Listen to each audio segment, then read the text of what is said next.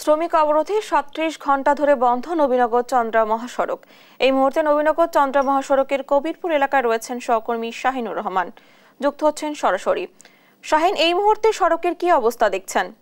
টানা আপনাকে ধন্যবাদ।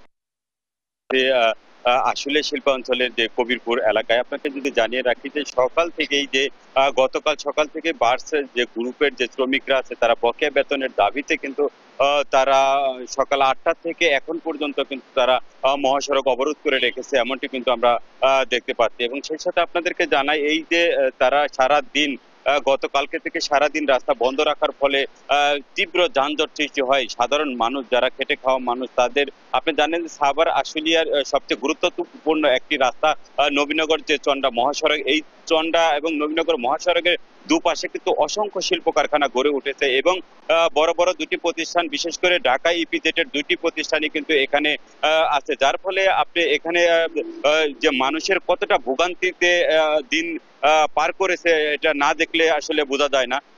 আমরা অনেকজনের সাথে কথা বলেছি, অনেক শ্রমিকদের সাথে কথা বলেছি, অনেক চালকদের সাথে কথা বলেছি।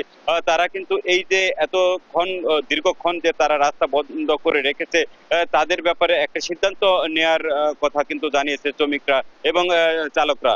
এবং সেই সাথে আপনাদেরকে জানিয়ে রাখি যে শ্রমিকরা কিন্তু তাদের সাথে আমরা কথা বলেছি, তারা আমাদেরকে জানিয়েছে যতক্ষণ পর্যন্ত তাদের যে বকেয়া বেতন, এবং অনেকেই কিন্তু দীর্ঘদিন 10 থেকে